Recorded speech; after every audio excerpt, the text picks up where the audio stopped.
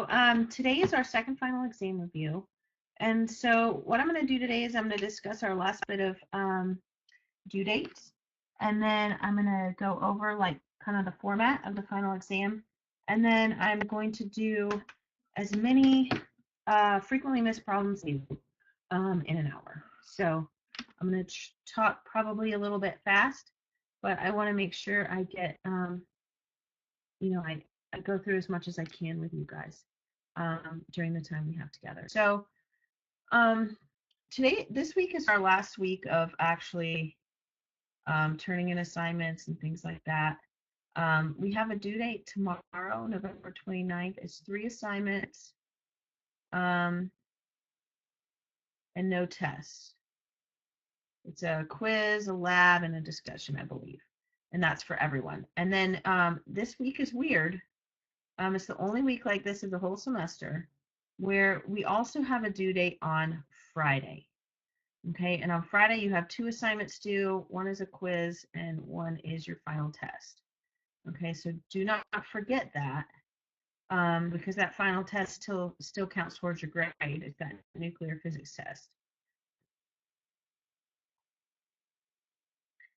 And the assignments that were due November 29th, they have the same kind of 3-day window. The last day to turn in any of those late would be Monday. And then the December 1st assignments, the last day to turn in those is December 5th, which is a Tuesday, regardless of,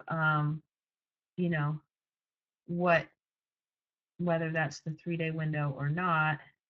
And that's because everything must be turned in,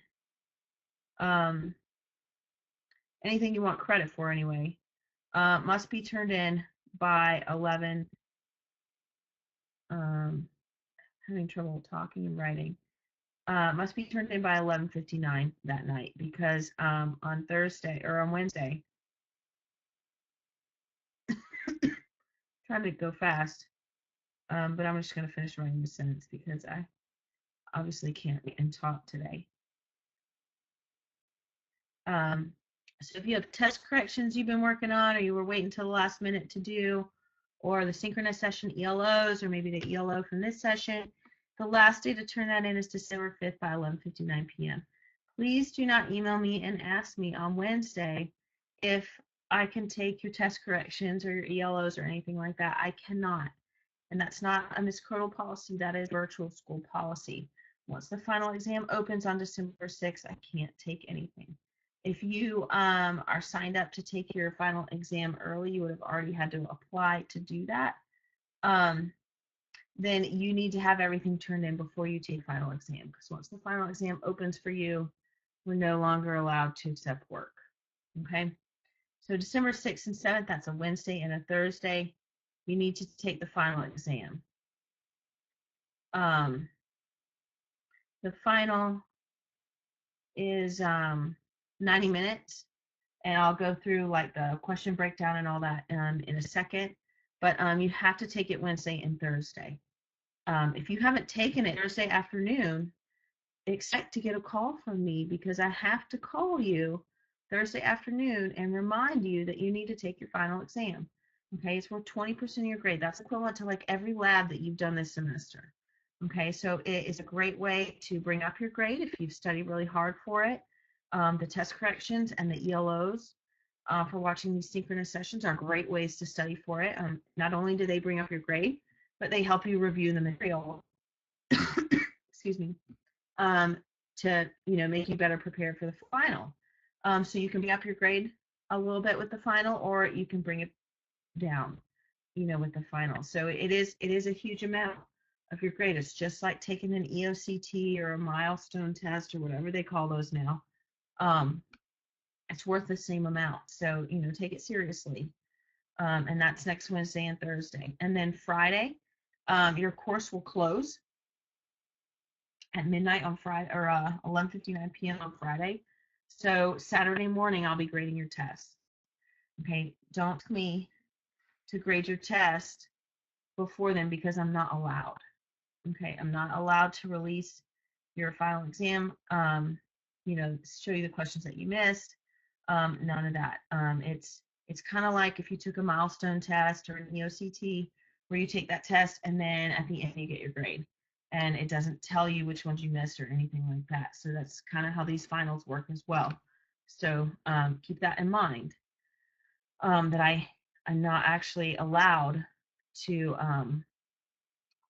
grade it before the course closes, and I can't give you your final grade either through email. That's it. That's not allowed. It's a violation of this law called FERPA. So if you email me and ask me for your grade, I can't give it to you. I'll just say you'll have to check it when grades are released. Okay. And then the final info I'm going to give you is from your week 17 update, so you'll get it on Sunday. But if you want to go see it early, you can type in this. The links aren't live in the recordings, but you can type in this link, and it'll bring it to you, or bring it up so you can see it.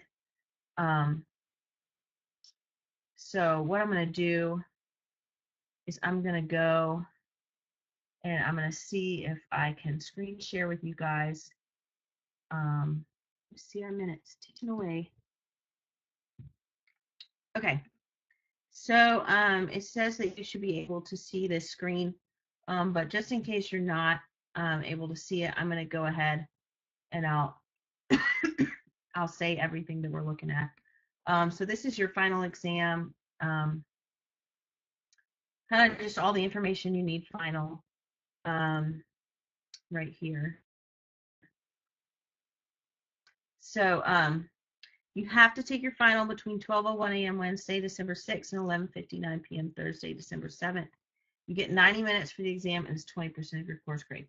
You have to take it all in one sitting. Okay, so make sure that you start it when you know that you're going to be able to be somewhere for minutes. Okay, you can't come back to it later. Okay, and with that being said, remember it closes at 11:59 on Thursday. And since it's 90 minutes, make sure you start it by 10:30 p.m. on Thursday at the very latest, in order to finish it on time. Okay, because I've never had a student run into this. They don't want to cut it that close, but I would hate for you to finish it at 12:01 and it just like completely kick you out or whatever. I don't know what would happen if that happened. So you need to have it finished before midnight or 11:59. Okay. The final exam will show up as the last link on 12/6, and it'll show up on quizzes. So you'll just scroll down to the very, very bottom and it'll show final exam. Some schools require the final exam to be completed at school with your teacher, with someone watching you. Others do not. So you really need to check with your school and your facilitator about your school's policy on the final exam, because if you are supposed to take it during the school day and you take it at 10 o'clock at night on Wednesday, your school can actually request that you get a 0 on the final because you didn't follow their rules. So it's very important that you talk to your school and you make sure that that you don't have to take it at school. It's worth 20% of your course average, the same as every single lab for the semester. You're not allowed to exempt the final. I know some schools say if a senior has a certain grade or something like that, they can exempt the final, but not in virtual school. You have to take the final, and it's comprehensive. So it's going to cover all of the modules from our course except for the math and physics, which we'll see a little bit below. How do you study? Go through all the tests and quizzes, handwrite your question, the correct answer, and why it's correct for all the questions you missed. If you do that for a test, you can turn that in and get test correction points. But if you do that for a quiz, it's just like extra studying. You're not going to get extra points for doing quiz correction. Then you've got a review that is specifically tailored to the things that you struggle with this semester, because it's the things that you missed. So that's a really excellent way to study. Also, if you haven't done the synchronous session ELOs, those are also a great way to study. They can give you some points back test. and they can also help you review for the final. And then, of course, these final exam reviews where I go through the questions that were most frequently missed on the module exam and kind of show you how to solve them. And then you can do an ELO for those as well to try and get some extra points back. So, excuse me, I have this cough that I just can't get rid of. So your test is going to have 45 multiple choice questions, 6 from the 1D kinematics unit, 4 from the 2D motion unit, 5 from Newton's laws of motion, 5 from application of Newton's laws, 5 mechanical energy, 4 momentum, 4 simple harmonic motion waves, 5 electromagnetic waves and optics, 4 electricity and magnetism, and 3 nuclear physics questions. So if you know that you're not going to have enough time to, correct everything or, watch the synchronous sessions for everyone, and you want to tailor your review, since there's 1D kinematics questions, you might want to start with that. And since there's only 3 nuclear physics questions, you might want to end with that. And then if you have time, you can study nuclear physics. But, 1D kinematics are a larger portion of questions from that module on your test. So you might as well, spend more time studying for those. So this is the policy for the final exam, the final exam review schedule. So we are at this November 28th one right now. And then the last final exam review is December 5th. And that is the same day. That's the last day to turn in your makeup work or your extra credit. So you'll have to complete the ELO for that final exam review that same day. And, that's just kind of how it worked out. But since I have to have questions, I want to put nuclear physics on there. I have to wait till you guys actually take the nuclear physics exam, which, most of y'all probably won't even turn in until Friday. And so then after you guys turn it in on Friday, then I grade them, and then I can try and do this quick turnaround over the weekend where I take the most commonly missed questions and put them in the PowerPoint. So it's a quick turnaround for me as well. So, but that's kind of how that last week tends to work out. And then Wednesday and Thursday, that last week, next week is that last week. That's when you guys will have to turn in your final exam. So that is how the final exam is kind of structured, and then some ask questions about the final. So now let's try and work out these questions. So what I did for this is for each module, I went ahead and made a slide at the beginning that has all the formulas that you need from that module. So if you are making a formula sheet for the first time, make sure you have these formulas on there. If you already have a formula sheet that you've been using this semester, just kind of double check these formulas with your formula sheet to make sure that got everything you need on your formula sheet for that final exam. So now let's go ahead and let's kind of go through these questions. Like I said, I'm going to try and go as quickly as possible. That way we can get through as many as possible. So it says if velocity and acceleration have opposite signs, then what's going on? It says if you're on an elevator accelerating upward, in all of these cases, the normal will not be equal to the weight. On a box dropped off a cliff that hits the ground and bounces upward. And then a box is accelerating down the incline. So for this one, all of these is going to be that the normal is not equal to the weight.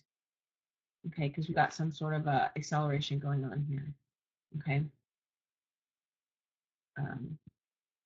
When it's dropped off a cliff, it's going to be accelerating with g. So they haven't said, it doesn't technically say acceleration, but that's what's going on there.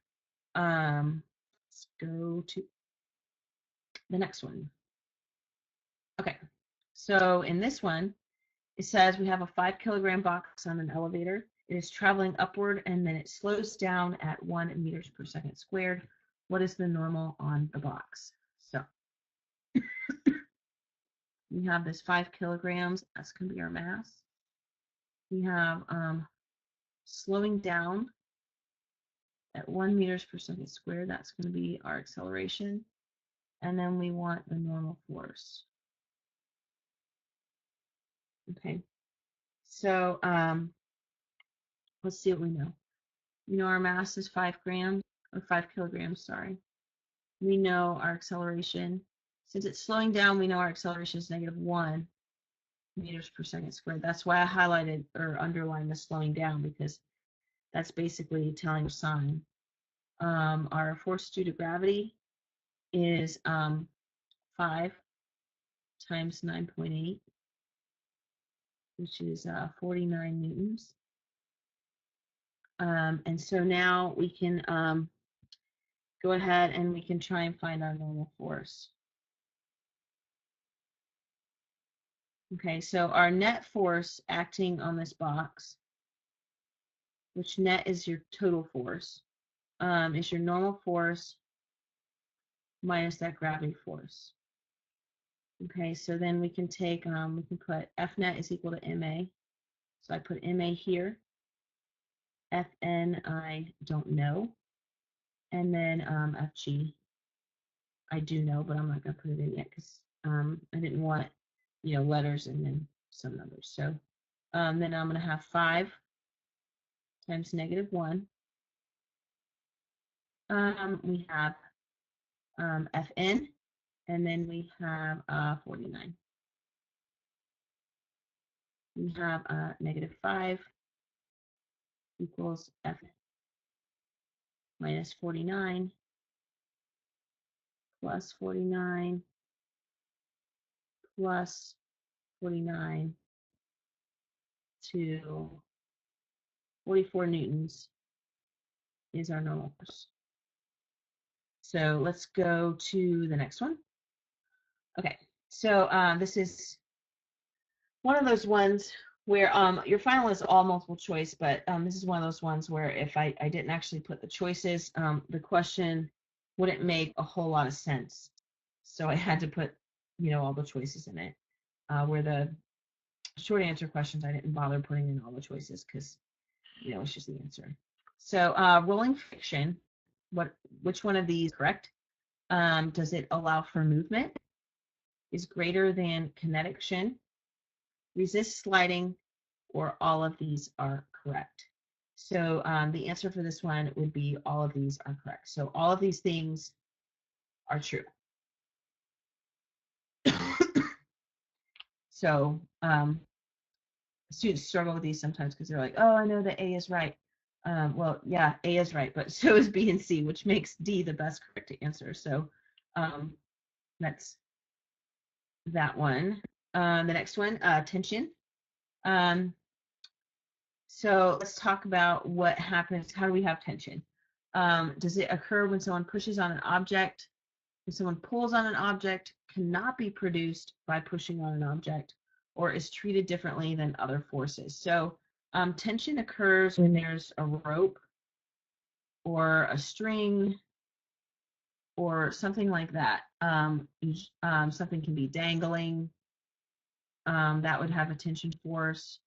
I've seen problems where there's something dangling again, and then there's like a rope. And there's something here. But you basically have to have some sort of rope or string in order to have a tension force. So it doesn't have anything to do about pushing or pulling, but it's not treated differently than other forces. It's just a different force, just like the normal force is different from the tension or the gravity force or whatever. So it's not treated any differently. We still, work with it the same way, but it requires a rope or a string. So cannot be produced by pushing on an object would be the best choice here. So now we have, what is the tension on a rope allowing a 7.5 kilogram box to accelerate downward at 4 meters per second? So now we'll do a tension problem. So 7.5 kilograms is going to be our mass.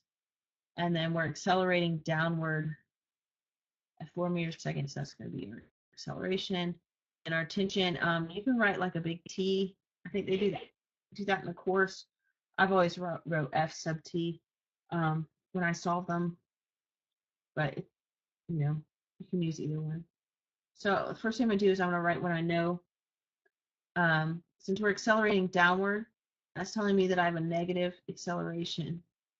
So that's why I highlighted that downward, because that tells me that I need to put a negative here. I'm going to find the gravitational force on this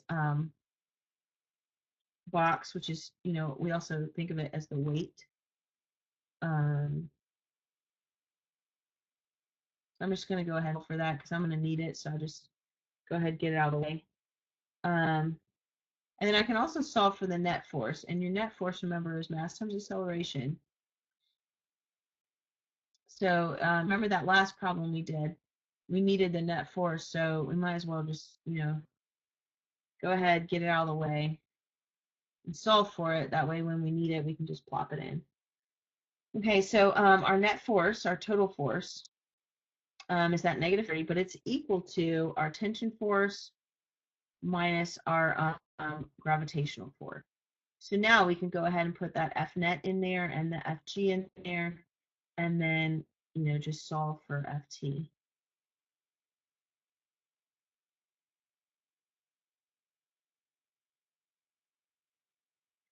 Okay, so I'm going to add 73.5 to both sides.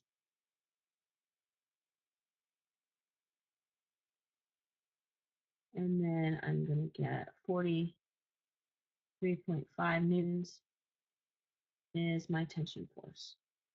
Okay. So we had a couple of steps we had to do in here, right? We had to find our FG, we had to find our F net, and then we had to do, our basically the real problem. So just kind of when you do these, I always like to do F net is equal to something. And that just because our F net, to me, I always think F net total force, F net total force. And so I'm just going to, do all the forces in that axis that I need. So the y-axis or the x-axis, like if we get to those system and slope questions. So here is a question, and when I see a question like this, first thing is I'm like, whoa, okay, this is a lot of letters and stuff. So then I have to kind of like slow down and think about it. Okay, so it says the following equations are for two connected objects in the axis of motion. So they're giving me this and this. And then it says following equations would be used to determine acceleration. So in this one, what we would need to do is, it looks like we've got like, this is F net for the A and F net for the B. And so we need to find acceleration. And so what we're going to do is we're going to take these and we're going to kind of like separate them out. And so do you see how this one has like MA plus, has an MA, but it doesn't have the MB on this side? That one is definitely not going to work for us. And then we've got, I know which one the right one is, but I'm trying to find a way to kind of explain it out. Then we've got this one, which, do you see how it's got this T right here? This negative T. Because you have a positive T here and a negative T here, they basically kind of like cross each other out. And so you're not going to have T in there at all. So you can kind of get rid of that one. You're really just going to have like the weight of one and the weight of the other. And you're going to have the weight of B minus the weight of A, because A is that negative. And then you'll have, MA, and then you'll have like MA plus mb. They both have acceleration. So you could do like MAA, MBA like that. But all of these choices have them foiled out or split out or whatever. So, but you're basically going to have something that looks kind of like this. And so you're not going to have that tension in there at all. So that kind of crosses that out. Now, we've already kind of narrowed it down because, if it's not that one, or that one, it must be that one. But let's look at this and check and make sure it's right. So this is mass times gravity. So that's going to be the weight of B. And then we have the mass of A times gravity, which is the weight of A. And then we've got this, this foiled out A plus B times A. So that would be that one. So it basically, you just kind of need to look at it and kind of slow down and be like, okay, what's going on here? So that's kind of how that one works out.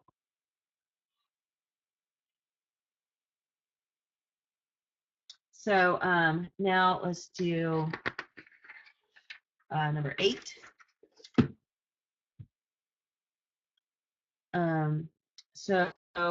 Slide, let's talk about what we've got. We've got box A has a mass of 40 kilograms.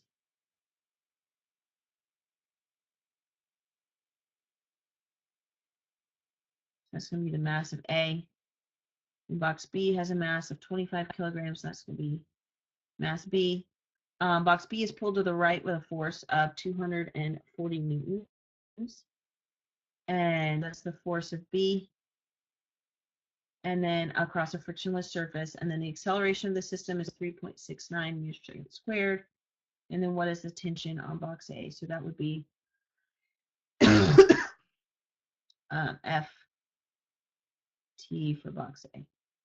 Okay, so let's write what we know. We know mass of A is 40. We know the mass of B is 25.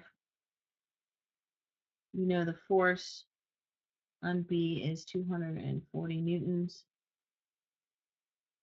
We know the acceleration is 3.69 meters per second squared. And we want that FT for box A. Okay. So FT box A is going to be equal to the net force on box A. Okay, so that's just a mass of A times the acceleration of A. So then we're going to have 40 times 3.69. And that's going to be 147.6 newtons. So they told you this FB, but since you only care about the tension on box A, that force that's being applied to B does not matter to box A. So you just need to think about that tension. So let's go to the next one. So a ball tied to a string rotates in a circular path as shown. The only forces acting on the ball at any point are the weight and the tension of the string. And then what is the equation for the net centripetal force at point D? So let me get a different color. Yellow obviously doesn't show up on white. So we want the force at point D. So you're going to have gravity act. If we were going to draw like a free body diagram, you would have gravity acting in this direction. So it would be acting on point A and point C, but in the horizontal direction, gravity's straight down, so you're not really having gravity act on it. And so since the only forces are your weight and your tension, the net force at point D is just, is your tension force, so like FT. So that's it. That's the answer to that question. It looks like it's going to require math, but it doesn't. Yay. So now let's do another one. So we have a ball at the end of a 5-meter long rope. That's going to be our radius. It's spun horizontally with a tangential velocity of 8 meters per second. That's going to be our velocity. And then a net centripetal force of 15 newtons is applied to the ball to keep it in a circular path. What is the mass of the ball? Okay, so we know the radius. We know the velocity. We know the centripetal force. And we know the mass. Or we want the mass, sorry. And then we're going to use this formula that we have for this unit. And then you can actually put this in the triangle, kind of. I do anyway. We have FC on the left. We have MV squared on the top. And then we have R. Should be R. It looks kind of like a V. Sorry about that. We have R over here. So if we're looking for mass, then MV squared equals FCR. We'll just divide by V squared. So our mass is going to equal FCR over V squared. Now I'm going to go ahead and put numbers in. So I'm going to have 15 times 5 over, and then I'm going to write it the way I would write it in the calculator.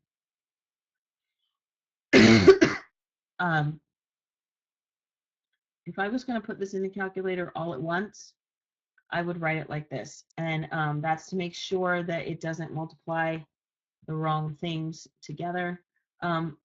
Or you could just, 15 times 5 is 75, and then 8 squared is 64, and then so you get 1.17 kilograms. That's how I ended up doing it, but I know a lot of people like to just throw it all in the calculator at once because I think it's easier, but sometimes you can, make a mistake as well that way. So I don't like to do that as much. So let's go to the next one. So for this one, we are going to use our gravity formula. And so we need to find R, solving for the force of gravity if the masses are arranged as above. And each sphere represents a mass, and the values are the radiuses of the masses and the distance between them. So this is your formula.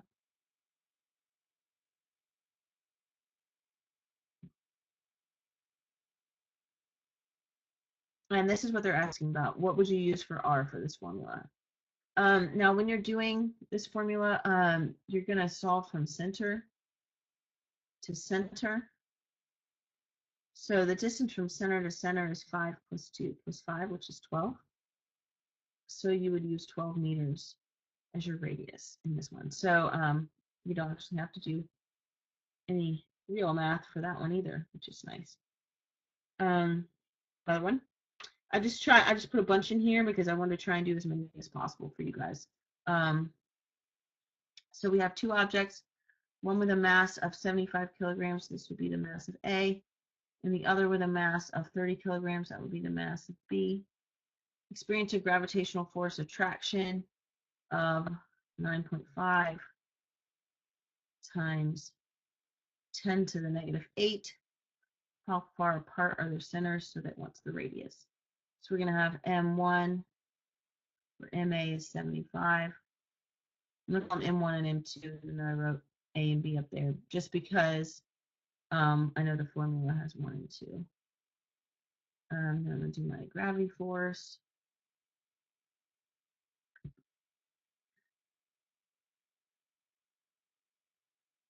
And then R. Okay, so here's my formula.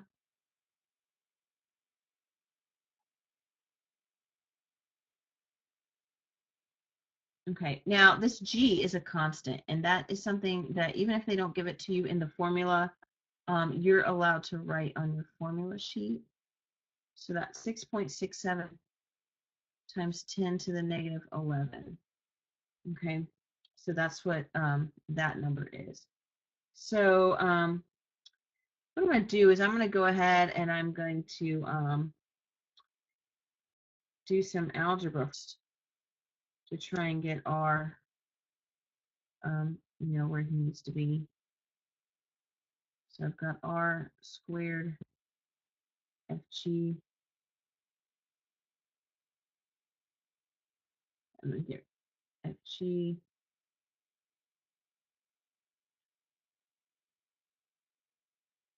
so we have R squared equals G M1 into FG. Okay, and then I'm going to plop some numbers in here. Okay, now hopefully they fit.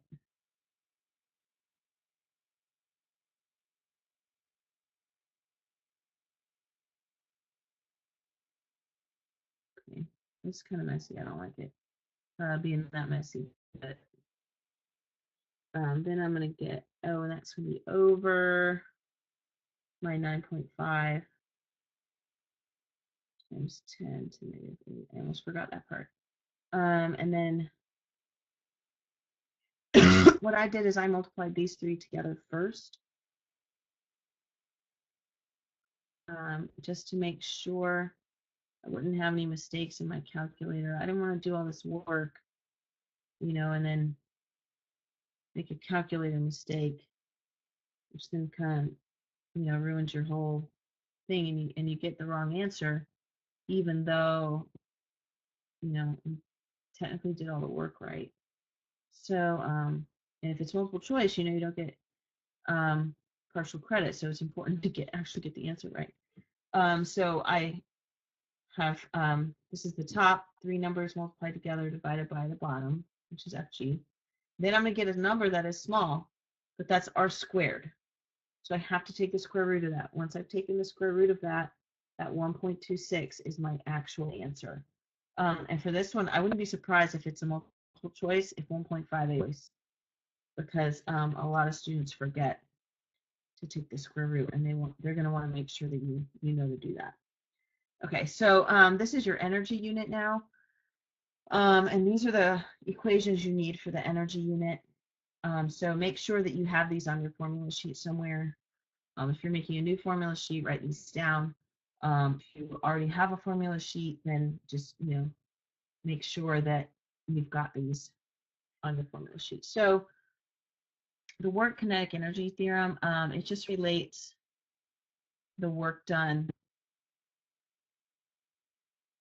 to kinetic energy.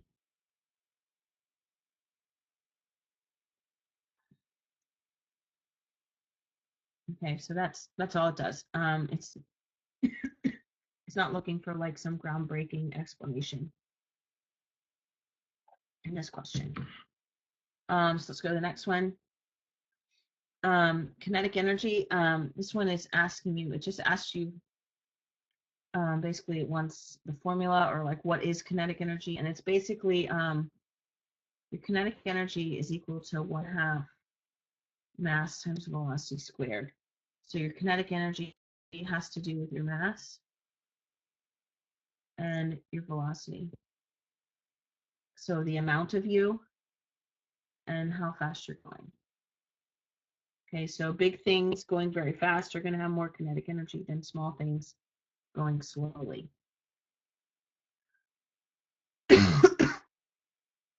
So let's do some math now with these.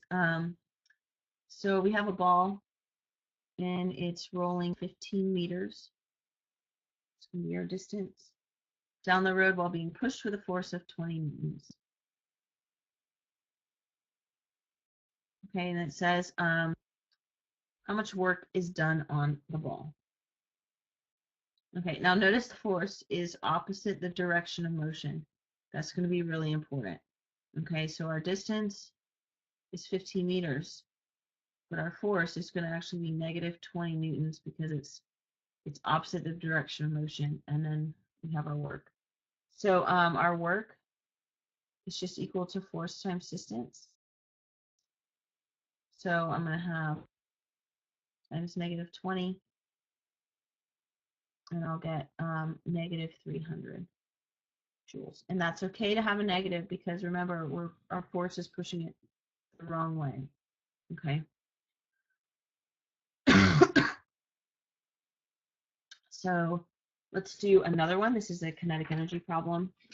And remember, these are all questions that were frequently missed. So like more than 50% of the students that had this question missed it. So that's where I picked, that's how I got these. So we have 4.5 kilogram block, that's the mass, and it has a speed of 5 meters per second, and we want to know the kinetic energy. So our mass is 4.5 kilograms. Our velocity is 5 meters per second, and we want to know the kinetic energy. So we'll do KE is equal to 1/2 mv squared. I'm going to write it like this 0.5, because it just makes it easier for me to type it in the calculator when I do that. And then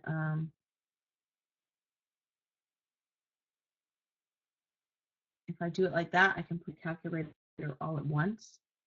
So then I'll have 56.25 joules. Is my kinetic energy. Next. Okay. How much energy is stored? If we have energy that is stored, we're looking for potential energy.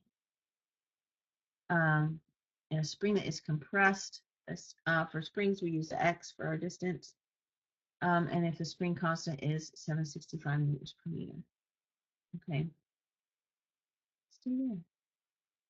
Okay, so we have an X equal to 0.375 meters. Our K is 765 newtons per meter, and our PE is, I don't know, we'll figure it out. So our formula for this is PE is 1/2 K X squared. Does this look familiar to you? Like maybe it looks like the kinetic energy formula for normal things?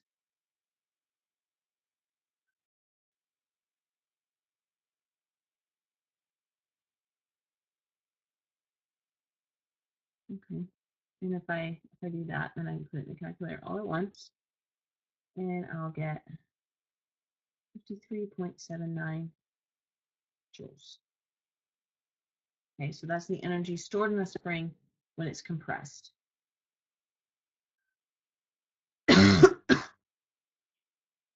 Okay, this one, I was honestly pretty shocked that this was a frequently missed question, but it was. The units for power is watts, which is just a joule per second. Okay. Yeah, that one shocked me. But it's what it is. So now let's talk about momentum. These are the formulas that aid for the momentum unit. So make sure you have these on your formula sheet. Okay. So if the force on an object is constant, okay, so our force stays the same. As our mass decreases, then the velocity is going to increase, and we're going to use that formula.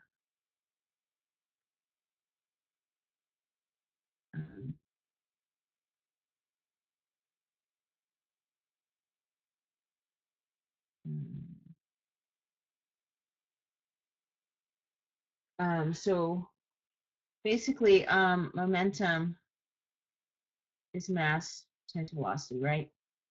So if your mass goes, if this side is staying the same, or you're changing momentum, which is that's what that is, right? That's your changing momentum.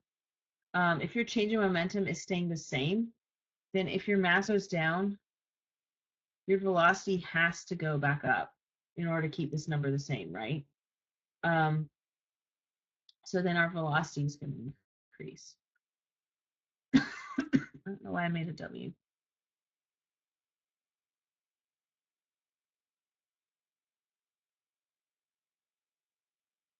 You know, and don't hesitate. Have some scrap paper with you when you take your exam, and don't hesitate to kind of scribble and stuff like that. Even if it doesn't have any numbers, if you need to scribble to get the right answer, yeah, I'm not going to judge. You know, all I look at is the grade, right? I don't see your scribbles anyway. So we have a penny. We're dropping it so it reaches a terminal velocity of 13.3 meters per second. And the momentum is measured at 0.0332 kilograms meters per second. What is the penny? So our velocity is 13.3. Don't let the terminal velocity part freak you out.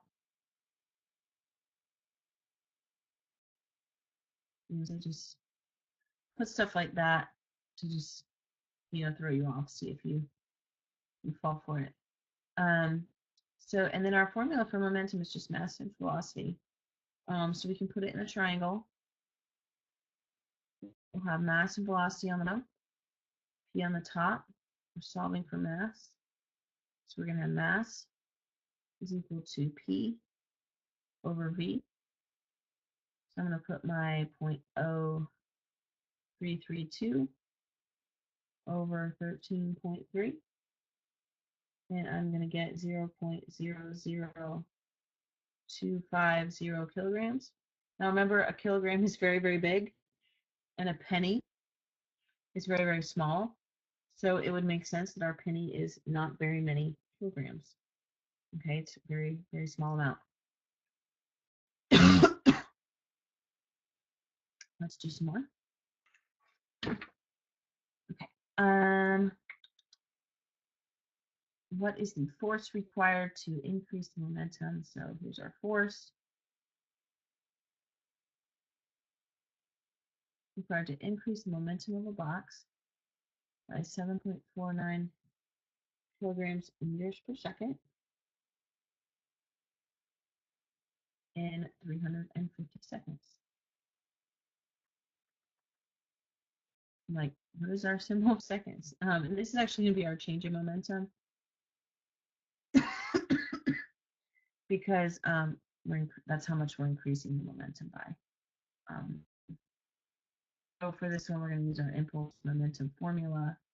But instead of giving us, you know, the initial and the final, they just went ahead and told us what the change was, which is nice.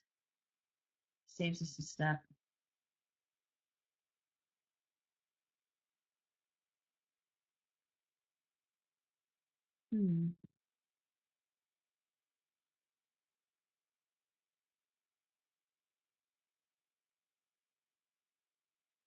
So we'll have F delta T equals P, or actually, we just do FT too.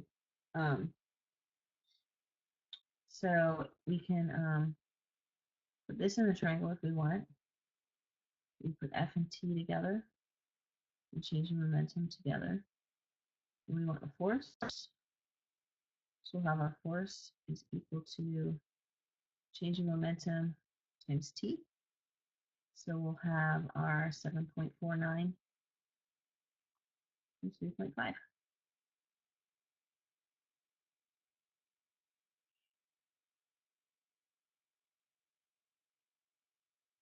Oops. Look what I did. Important actually.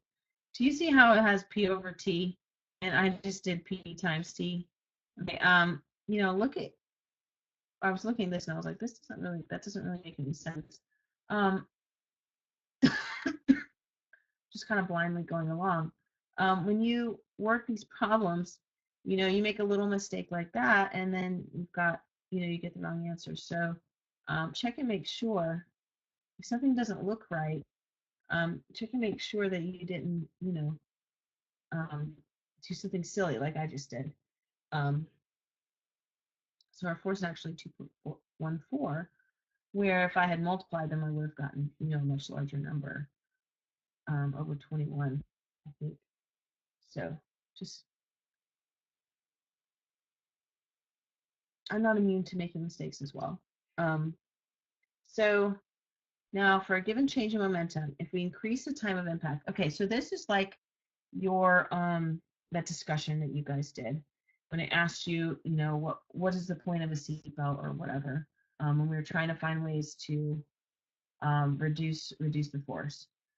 So if you increase the time of impact, okay,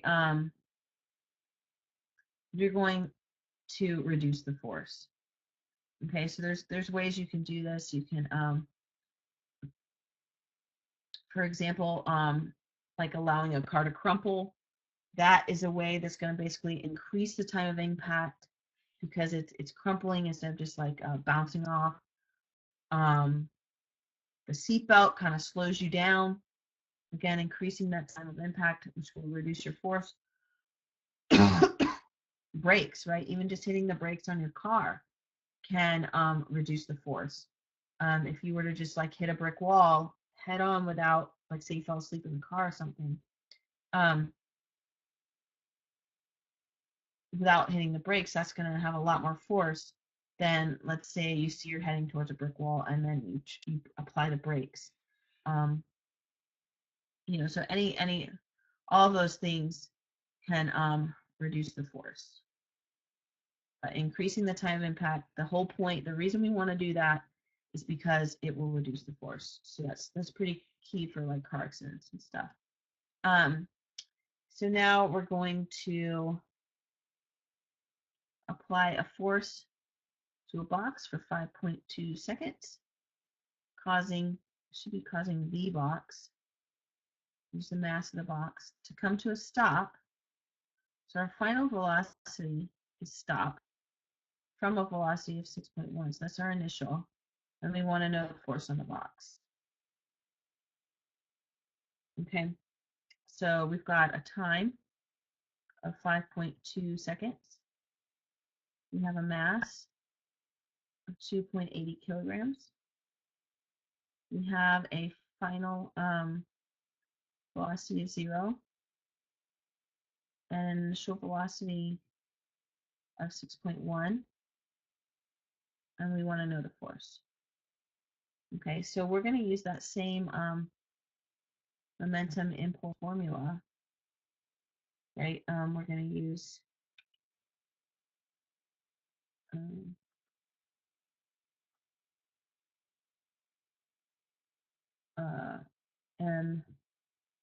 mvf minus mvi.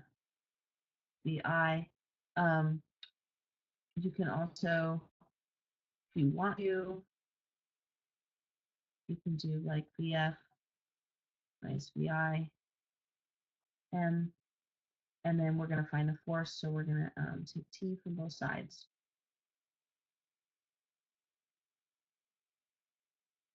So our force, I don't know why it keeps like moving my things around.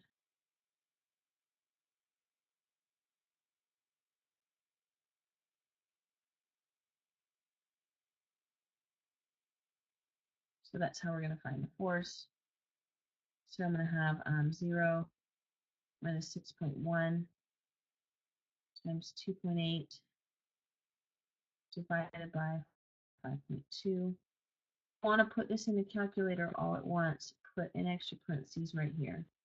Okay. Otherwise, it might multiply the wrong things together or divide the wrong things. And then you'll get negative 3.28 newtons. So it's important that you put the final, that 0 first, to get that negative. That's how you get that. And I'm sure positive 3.28 would be a choice on there because they do that all the time. So now let's do a collision question. So the final momentum is this: 0. First object had a momentum of 12. That's our initial momentum of object A. And the second had a mass of B. And it says, what is the velocity of B? Our initial velocity of B. So this collision It's going to be MA VA plus MBVB equals MA plus MB or V, because this is our inelastic collision. So I forgot to write what I know. Man, struggling here. So our final momentum is 0. Our initial momentum of A is 12. Our mass of B is 3. Our velocity of B is, we don't know, but we know it's going to be in meters per second. Okay, so let's throw our numbers in here. So our this is our initial momentum A, so we can just put the 12 in there. Okay, and then our B is going to be 3 times VB, and then this right here is all our final momentum. So that's our PF. So I'm going to put a 0 there. Okay, so now what I can do is I can, move my stuff around.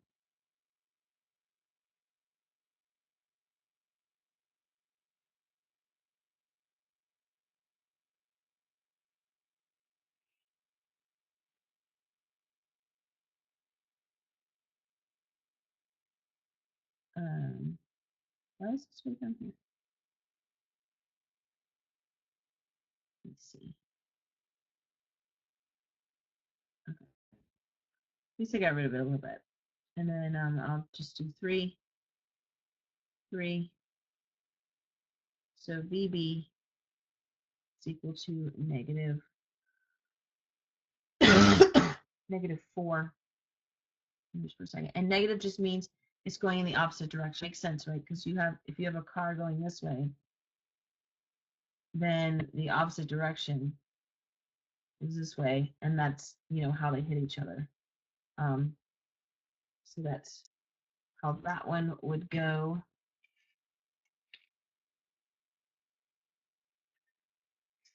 Okay. Here is another momentum question. I believe this one is on your ELO. I only remember this because I just looked at it yesterday or today, but I believe this is on the final exam ELO to get you your points for the momentum part. So we have 2 skaters are pushing off. One has right with a momentum of 85. So we'll just call this the final momentum of A. And then the other heads off with a final momentum of B. And then it wants their initial momentum. Okay, so this is like the opposite of an inelastic collision, which is why I wanted to show one like this, even though we just kind of did a conservation momentum one, because they're going to have the same initial momentum and then separate final momentums, which is kind of not typical because it's like the opposite of a collision. Okay, so this is, again, that's why I want to put these two. So I got so excited about showing it was the opposite of a collision. Again, I forgot to write what I know.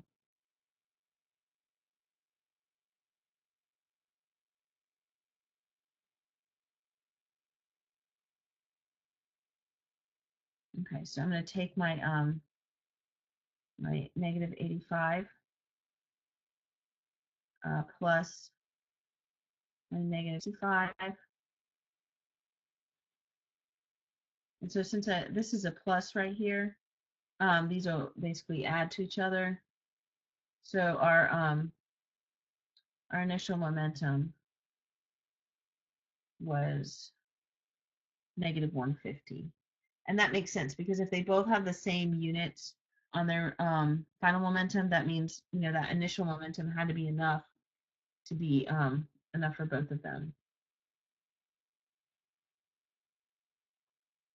Okay. Some more, 2 objects with a momentum value of negative 50 Can you see a pattern? Maybe conservation momentum was a difficult concept for us.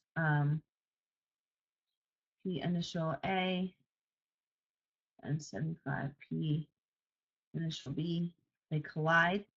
After the collision, the first object has a momentum of, so this is the momentum of A, and we need to know the momentum of B. Okay, so we're going to have PIA plus PIB equals PFA plus PFB. Okay, again, I forgot what I know.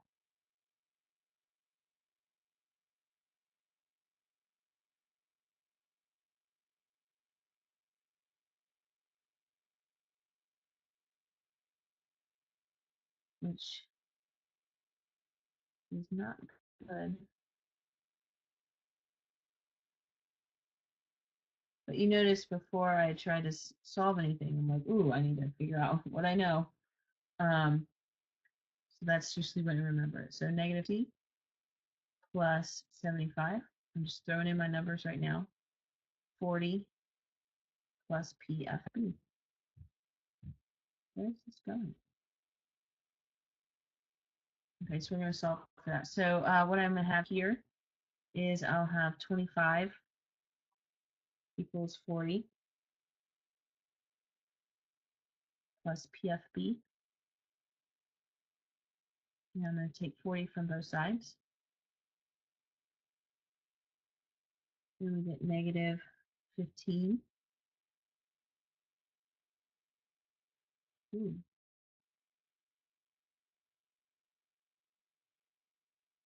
Is going to give me my PFB. Okay, so that's all we have to do for that. So let's do another one. We're almost done. We have 35 slides and we're at 29, so we're almost done. So this one has a little chart, and this chart actually is taken straight from the test. And it says, determine if the falling collision is perfectly elastic. The data for momentum and kinetic energy is given for before and after the collision. So a perfectly elastic R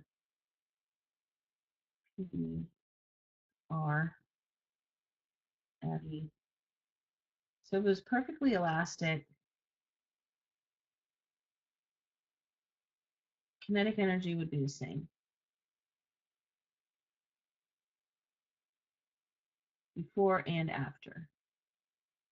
Okay, so all we have to do is look at our kinetic energy and see if our initial is equal to our final. If it is, it's elastic. If it's not, it's not. Okay, so our initial kinetic energy for ball A is 6. For ball B, or for the final is 8.57. The initial for ball B is 16. The final is 6.71. So it's not perfectly elastic.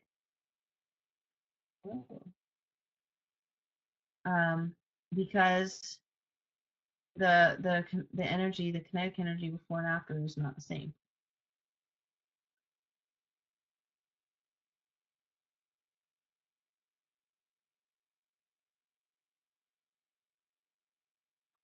Okay, so we didn't even have to look at this, our momentum. All we had to do was look at our kinetic energy.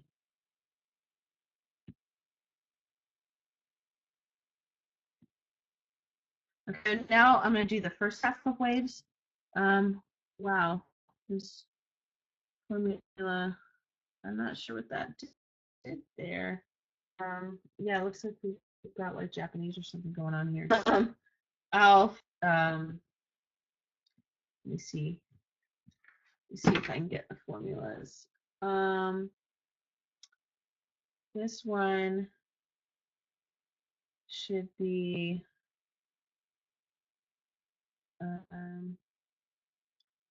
V over F. And then this one, let me look what that one should be. I don't have that one memorized. It's really weird. I've never had it do that.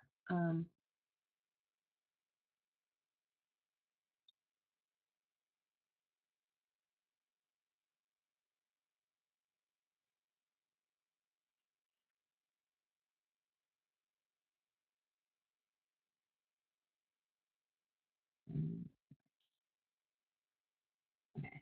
So this should be L divided by G. I don't even know what that is. But anyway, that's what those formulas should look like. So this part should be this. Okay. So I'm gonna do these pretty quick. So slide 29 or slide 31, a particle that repeats the same path in the same time. It's just going to be periodic motion.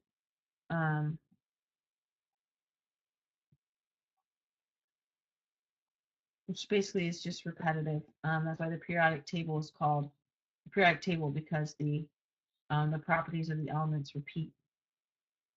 If a mass on a spring was taken to the moon where the acceleration due to gravity is smaller than Earth, the period of oscillation would. So here's our formula for period. Do you see how nothing in there has anything to do with G? So that means it's going to stay the same.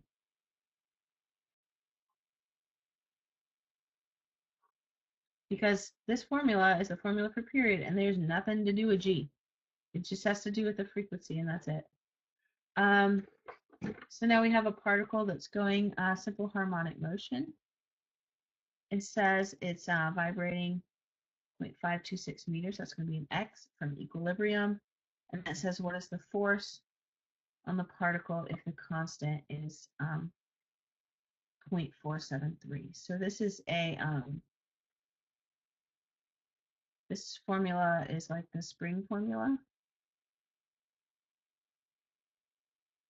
You know, because what is a spring, right? It's a particle vibrating back and forth, basically. So we'll have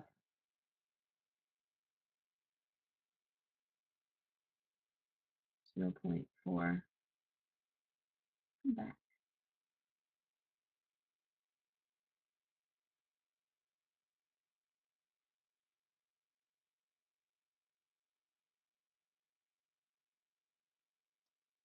And we're just going to have negative 0.249, and that's our force.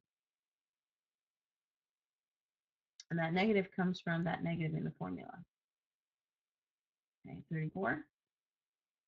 An ocean wave is an example of a, and this is kind of a weird question. It's a circular wave, which I can't even spell.